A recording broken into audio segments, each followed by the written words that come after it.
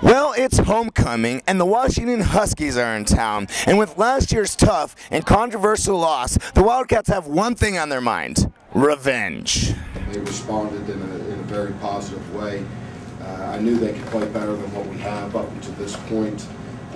So, you know, that's encouraging to see. That makes us a much more diversified. You didn't love that? The Huskies had something to be encouraged about after scoring the first touchdown after a Wildcats turnover.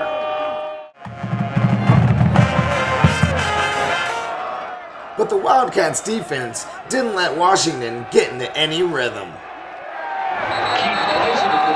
Big win tonight. Tell me a little bit, what happened on defense with game planning versus, their quarterback, Jake Locker. I think this week we put together a pretty good game plan to go against a pretty good athlete, Jake Locker.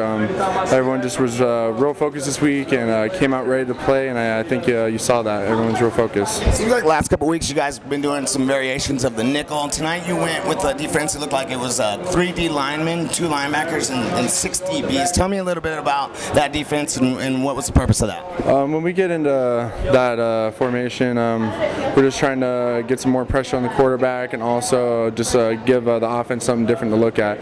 We can blitz out of it, we can go coverage out of it, so just gives the offense something they haven't seen before. And the coaches had a game plan to stop Washington Huskies quarterback Jake Locker.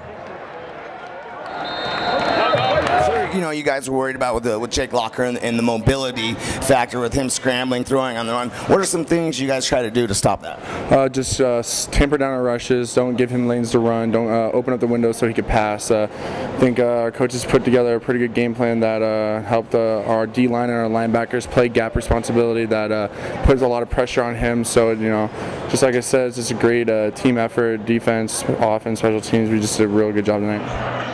Nick Foles might have been suited up, but he stood no chance of playing the game, so the crowd was eager to see his replacement, Matt Scott, take the snaps.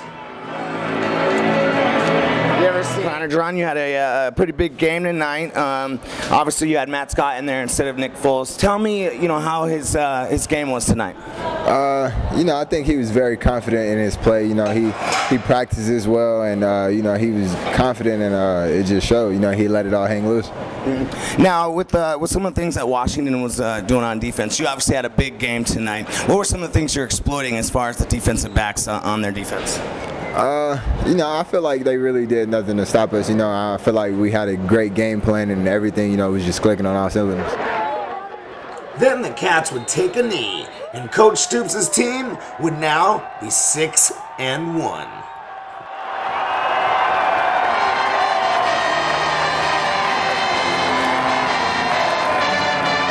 You guys are 6-1, obviously. With the tough loss to Oregon State. From the second half of the season, what do you guys really need to improve on to accomplish your goals at the end of the season? Just don't take any steps back. We just need to keep moving forward, keep building off of each game, and just keep the wheels rolling and build some momentum, and just keep playing good. As long as we keep doing that, I think good things are going to happen. From the opening kickoff, the Wildcats took it to the Washington Huskies. Quarterback Matt Scott stepped in and didn't miss a beat as the Wildcats defeated the Huskies 44-14. With a 6-1 record, the Wildcats now turn their focus to the UCLA Bruins. For the Wildcat Sports Report, I'm Kenyon Allis.